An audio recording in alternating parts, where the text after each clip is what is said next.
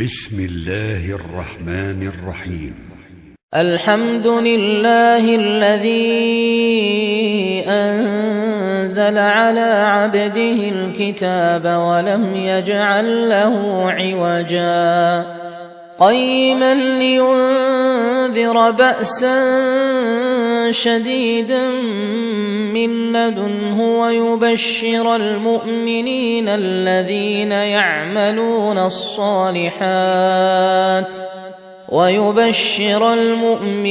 الذين يعملون الصالحات أن لهم أجرا حسنا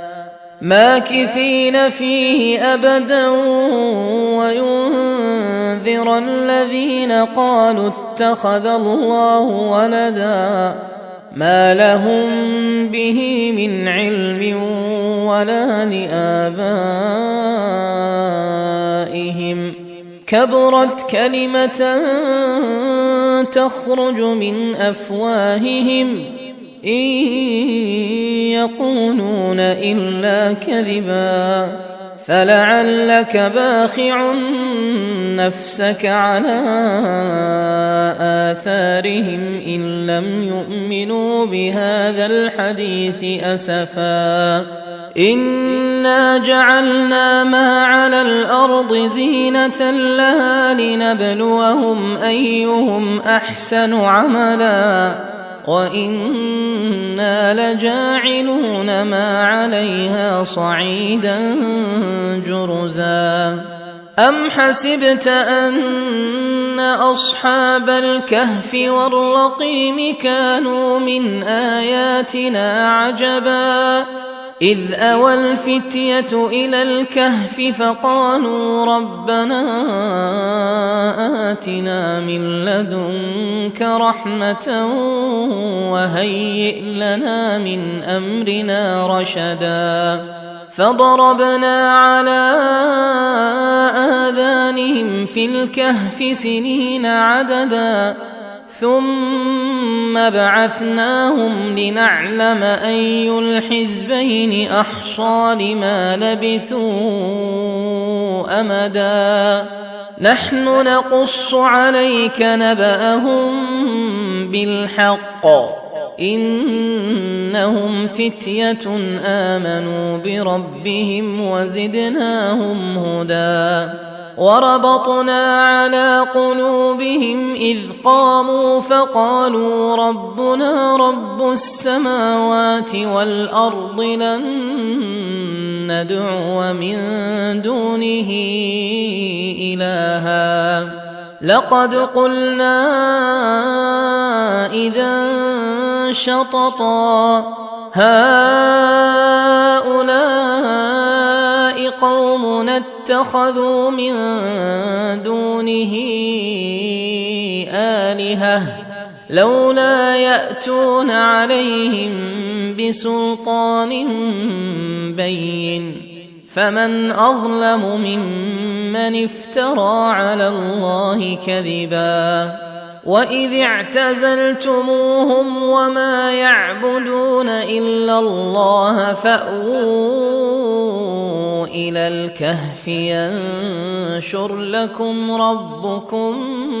من رحمته ويهيئ لكم من أمركم مرفقا وترى الشمس إذا طلعت تزاور عن كهفهم ذات اليمين وإذا غربت تقرضهم ذات الشمال وهم في فجوة منه ذلك من آيات الله من يهد الله فهو المهتد ومن يضلل فلن تجد له وليا مرشدا وتحسبهم أيقاظا وهم رقود ونقلبهم ذات اليمين وذات الشمال وكلبهم باسط ذراعيه بالوصيد لو اطلعت عليهم لوليت منهم فرارا ولملئت منهم رعبا وكذلك بعثناهم ليتساءلوا بينهم قال قائل منهم كم لبثتم قالوا لبثنا يوما أو بعض يوم قالوا ربكم أعلم بما لبثتم فابعثوا أحدكم بورقكم هذه إلى المدينة فلينظر أيها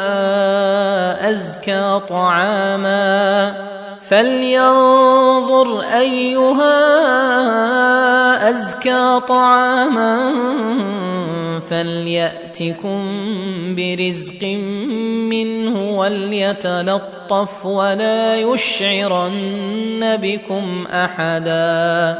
إنهم إن يظهروا عليكم يرجموكم أو يعيدوكم في ملتهم ولن تفلحوا إذا أبدا وكذلك أعثرنا عليهم ليعلموا أن وعد الله حق وأن الساعة لا ريب فيها إذ يتنازعون بينهم أمرهم فقالوا ابنوا عليهم بنيانا ربهم أعلم بهم قال الذين غلبوا على أمرهم لنتخذن عليهم مسجدا سيقولون ثلاثة رابعهم كلبهم ويقولون خمسة سادسهم كلبهم رجما بالغيب ويقولون سبعة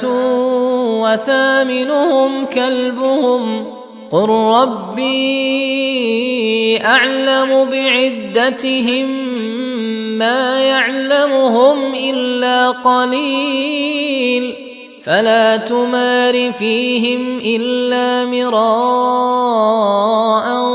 ظاهرا ولا تستفت فيهم منهم أحدا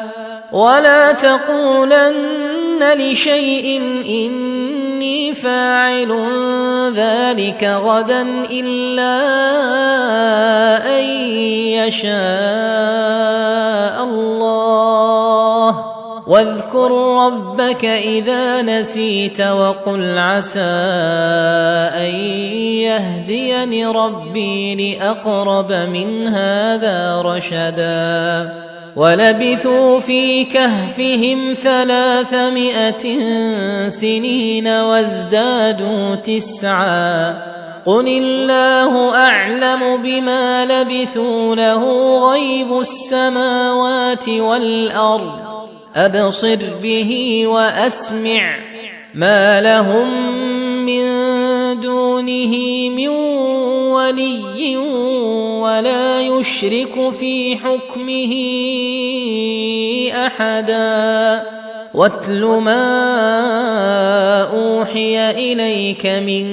كتاب ربك لا مبدل لكلماته ولن تجد من دونه ملتحدا واصبر نفسك مع الذين يدعون ربهم بالغداة والعشي يريدون وجهه ولا تعد عيناك عنهم تريد زينة الحياة الدنيا ولا تطع من أغفلنا قلبه عن ذكرنا واتبع هواه وكان أمره فرطا وقل الحق من ربكم فمن شاء فليؤمن ومن شاء فليكفر إنا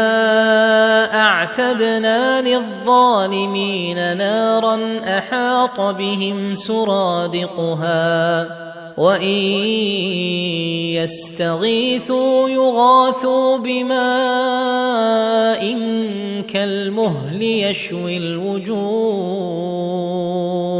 بئس الشراب وساءت مرتفقا إن الذين آمنوا وعملوا الصالحات إنا لا نضيع أجر من أحسن عملا أولئك لهم جنات عدن تجري من تحتهم الأنهار يحلون فيها من أساور من ذهب ويلبسون ثيابا خضرا من سندس وإستبرق متكئين فيها على الأرائك نعم الثواب وحسنت مرتفقا واضرب لهم مثلا الرجلين جعلنا لأحدهما جنتين من أعناب وحففناهما بنخل وجعلنا بينهما زرعا كلتا الجنتين آتت أكلها ولم تظلم منه شيئا وفجرنا خلالهما نهرا وكان له ثمر فقال لصاحبه وهو يحاوره أنا أكثر منك مالا وأعز نفرا ودخل جنته وهو ظالم لنفسه قال ما أظن أن تبيد هذه أبدا وما أظن الساعة قائمة ولئن رددت إلى ربي لأجدن خيرا منها منقلبا قال له صاحبه وهو يحاوره أكفرت بالذي خلقك من تراب ثم من نطفة ثم سواك رجلا لكن هو الله ربي ولا أشرك بربي أحدا ولولا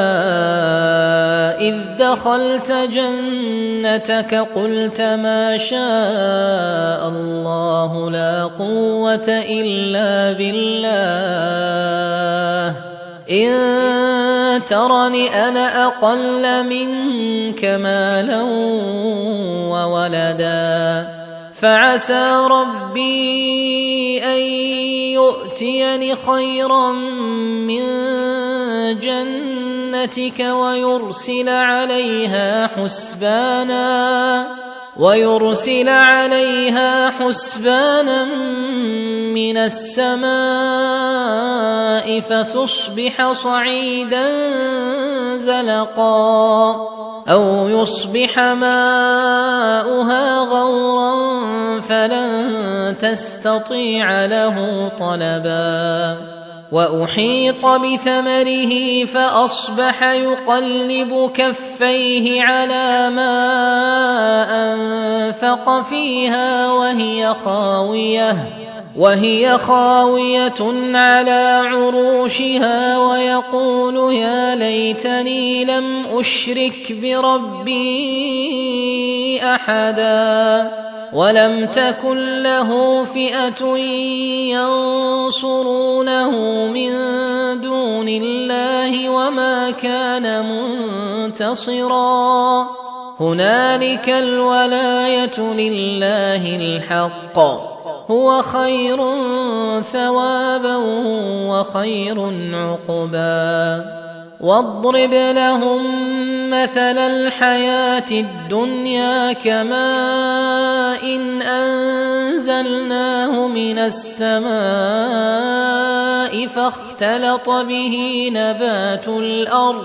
فاختلط به نبات الأرض فأصبح هشيما تذروه الرياح وكان الله على كل شيء مقتدرا المال والبنون زينة الحياة الدنيا والباقيات الصالحات خير عند ربك ثوابا وخير أملا ويوم نسير الجبال وترى الأرض بارزة وحشرناهم فلم نغادر منهم أحدا وعرضوا على ربك صفا لقد جئتمونا كما خلقناكم أول مرة بل زعمتم أن لن نجعل لكم موعدا ووضع الكتاب فترى المجرمين مشفقين مما فيه ويقولون يا ويلتنا ما لهذا الكتاب لا يغادر صغيرة ولا كبيرة إلا أحصاها ووجدوا ما عملوا حاضرا ولا يظلم ربك أحدا وإذ قلنا للملائكة اسجدوا لآدم فسجدوا إلا إبليس كان من الجن ففسق عن أمر ربه أفتتخذونه وذريته أولياء من دوني وهم لكم عدو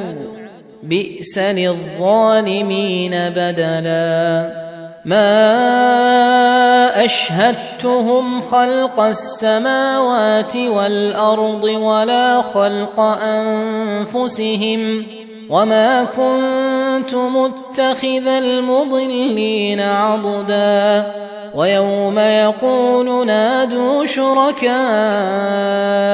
الذين زعمتم فدعوهم فلم يستجيبوا لهم وجعلنا بينهم موبقا ورأى المجرمون النار فظنوا أنهم مواقعوها ولم يجدوا عنها مصرفا ولقد صرفنا في هذا القرآن للناس من كل مثل وكان الإنسان أكثر شيء جدلا وما منع الناس أن يؤمنوا إذ جاءهم الهدى ويستغفروا ربهم إلا أن تأتيهم سنة الأولين أو يأتيهم العذاب قبلا وما نرسل المرسلين إلا مبشرين ومنذرين ويجادل الذين كفروا بالباطل ليدحضوا به الحق واتخذوا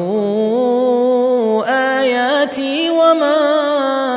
أنذروا هزوا ومن أظلم ممن ذكر بآيات ربه فأعرض عنها ونسي ما قدمت يداه إنا جعلنا على قلوبهم أكنة أن يفقهوه وفي آذانهم وقرا وإن تدعهم إلى الهدى فلن يهتدوا إذن أبدا وربك الغفور ذو الرحمة لو يؤاخذهم بما كسبوا لعجل لهم العذاب بل لهم موعد لن يجدوا من دونه موئلا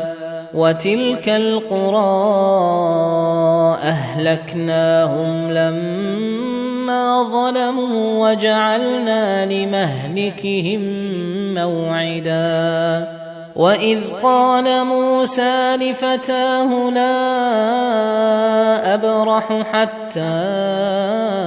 أبلغ مجمع البحرين أو أمضي حقبا فلما بلغا مجمع بينهما نسيا حوتهما فاتخذ سبيله في البحر سربا فلما جاوزا قال لفتاه آتنا غداءنا لقد لقينا من سفرنا هذا نصبا قال أرأيت إذ أوينا إلى الصخرة فإني نسيت الحوت وما أنسانيه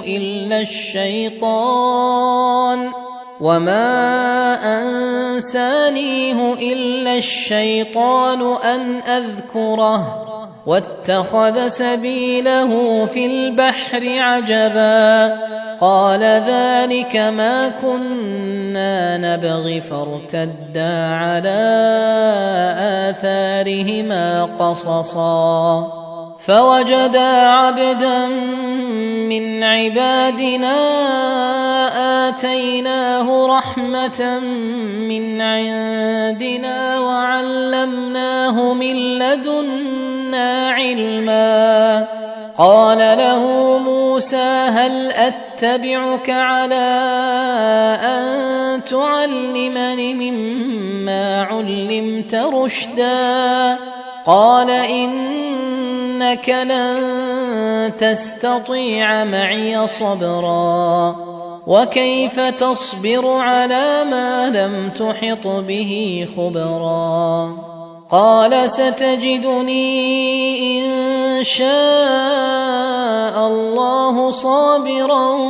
ولا أعصي لك أمرا قال فإن اتبعتني فلا تسألني عن شيء حتى أحدث لك منه ذكرا فانطلقا حتى إذا ركبا في السفينة خرقها قال أخرقتها لتغرق أهلها لقد جئت شيئا إمرا قال ألم أقل إنك لن تستطيع معي صبرا قال لا تؤاخذني بما نسيت ولا ترهقني من أمري عسرا فانطلقا حتى إذا لقيا غلاما فقتله قال أقتلت نفسا زكية بغير نفس لقد جئت شيئا نكرا قال ألم أقل لك إنك لن تستطيع معي صبرا قال إن سألتك عن شيء بعدها فلا تصاحبني قد بلغت من لدني عذرا فانطلقا حتى إذا أتيا أهل قرية استطعما أهلها فأبوا أن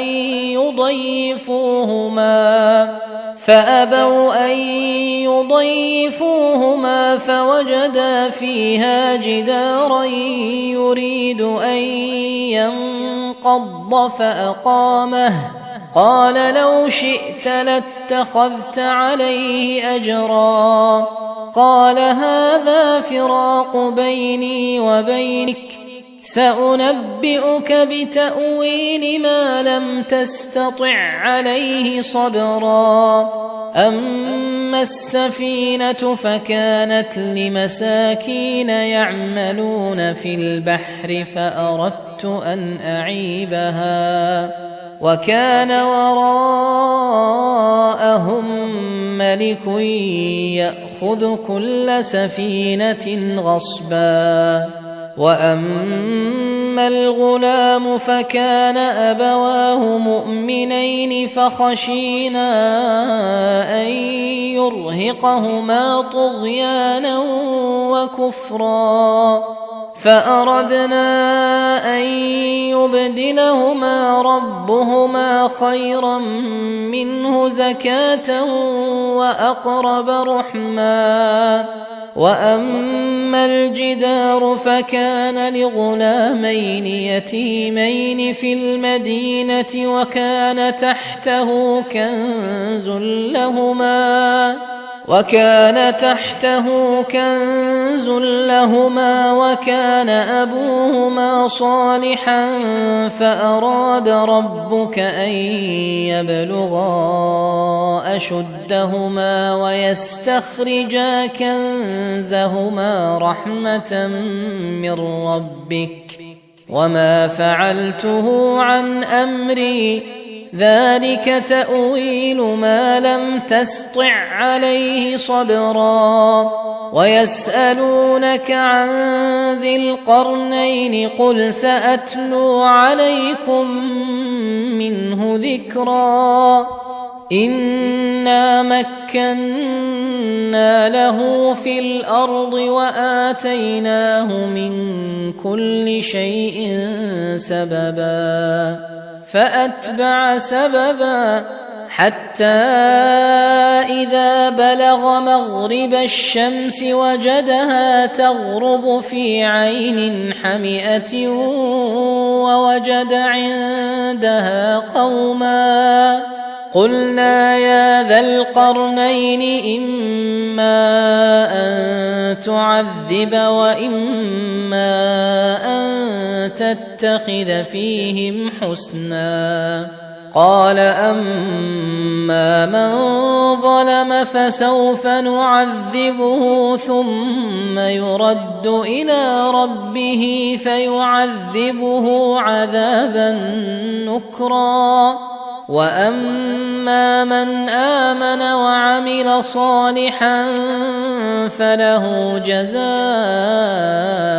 الحسنى وسنقول له من أمرنا يسرا ثم أتبع سببا حتى إذا بلغ مطلع الشمس وجدها تطلع على قوم لم نجعل لهم من دونها سترا كذلك وقد أحطنا بما لديه خبرا ثم أتبع سببا حتى إذا بلغ بين السدين وجد من دونهما قوما لا يكادون يفقهون قولا قالوا يا ذا القرنين إن يأجوج ومأجوج مفسدون في الأرض فهل نجعل لك خرجا على أن تجعل بيننا وبينهم سدا قال ما مكني فيه ربي خير فأعينوني بقوة أجعل بينكم وبينهم ردما آتوني زبر الحديد حتى إذا ساوى بين الصدفين قال انفخوا حتى إذا جعله نارا قال آتوني أفرغ عليه قطرا فما استطاعوا أن يظهروه وما استطاعوا له نقبا قال هذا رحمة من ربي فإذا جاء وعد ربي جعله دكاء وكان وعد ربي حقا وتركنا بعضهم يومئذ يموج في بعض ونفخ في الصور فجمعناهم جمعا وعرضنا جهنم يومئذ للكافرين عرضا الذين كانت أعينهم في غطاء عن ذكري وكانوا لا يستطيعون سمعا أفحسب الذين كفروا أن يتخذوا عبادي من دوني أولياء إنا أعتدنا جهنم للكافرين نزلا قل هل ننبئكم بالأخسرين أعمالا الذين ضل سعيهم في الحياة الدنيا وهم يحسبون أنهم يحسنون صنعا أولئك الذين كفروا بآيات ربهم ولقائه فحبطت أعمالهم فلا نقيم لهم يوم القيامة وزنا ذلك جزاؤهم جهنم بما كفروا واتخذوا آياتي ورسلي هزوا إن الذين آمنوا وعملوا الصالحات كانت لهم جنات الفردوس نزلا خالدين فيها لا يبغون عنها حولا قل لو كان البحر مدادا لكلمات ربي لنفد البحر قبل أن تنفد كلمات ربي ولو جئنا بمثله مددا قل إنما أنا بشر مثلكم يوحى إلي أنما إلهكم إله واحد فمن كان يرجو لقاء ربه فليعمل عملا صالحا ولا يشرك بعبادة ربه أحدا.